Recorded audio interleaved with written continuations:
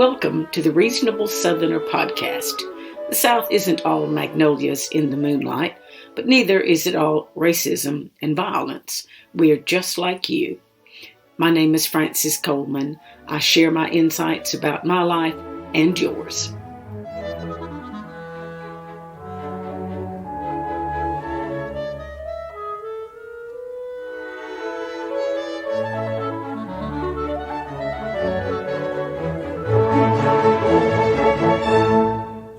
I can't presume to know Simone Biles, the 24-year-old American gymnast who's the reigning queen of her sport, as she dropped out of Olympic finals because of her concerns for her mental health. I love her that much more, and here's why. Every time she wings and twists her way from the floor to the parallel bars to the balance beam, she touches the inner child of everyone who ever wished he or she could fly. Don't you remember sitting up in a tree years ago with friends or siblings, watching the birds flit from one branch to another and wondering what that would be like? If you're of a certain age, you may also remember watching Superman on afternoon TV and imagining yourself zooming through the air. Sometimes, back outside, you might have sneaked a dry towel off your mom's clothesline, tied it around your neck, and raced through the yard, pretending that you could fly. If your brothers and sisters, brothers mostly, were older and able to goad you into it, you might have jumped from a low limb or a porch rail because they assured you that yes, you really could fly.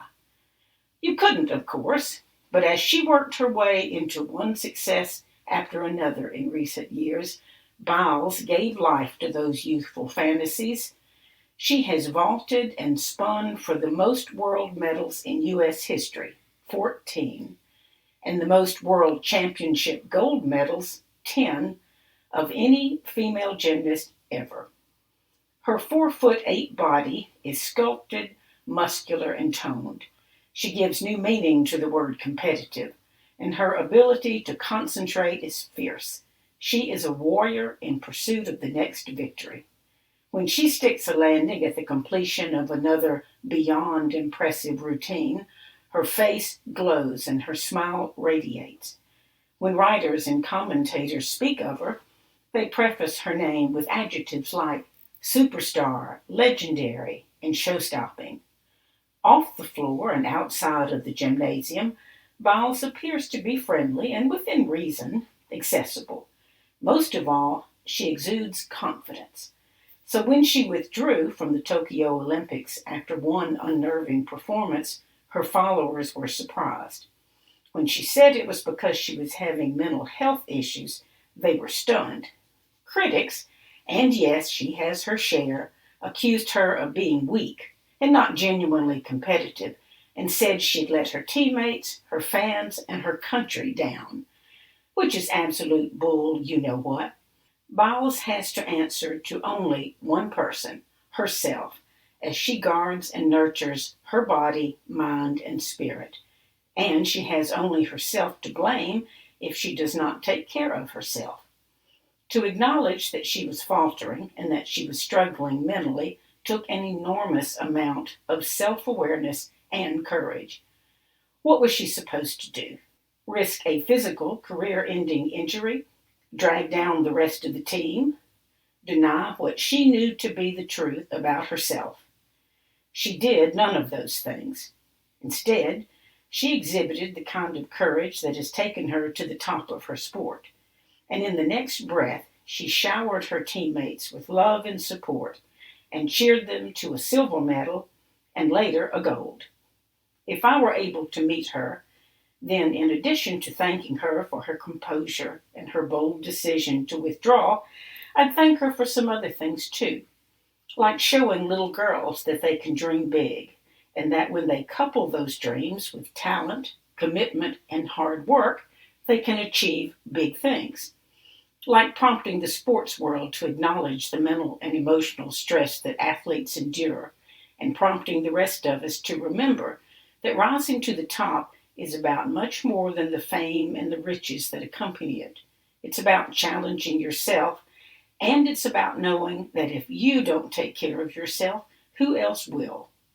I would also thank Biles for revealing that she too was abused by that wicked teen physician and now convicted felon, Larry Nassar. God only knows how many other victims of sexual abuse she may have encouraged with her brave admission. They say that when it comes to women's gymnastics, Simone Biles is the total package. I say that's true as far as it goes, but where she really shines is outside of the gym, where she has taught the rest of us, young dreamers and older realists alike, a whole lot about what's most important in life. Simone Biles taught us how to fly.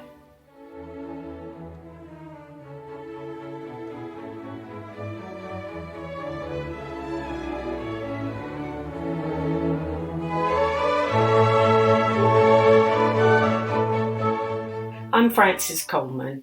I've worked for newspapers for more than 45 years, from Texas to my native Louisiana, and finally to my home near Mobile, Alabama. I've been a reporter, an editorial writer, a columnist, and an editorial page editor. I've commented on the BBC, been a guest on the Rachel Maddow Show, and had my column distributed nationwide. If you like this podcast, please follow it. It's free.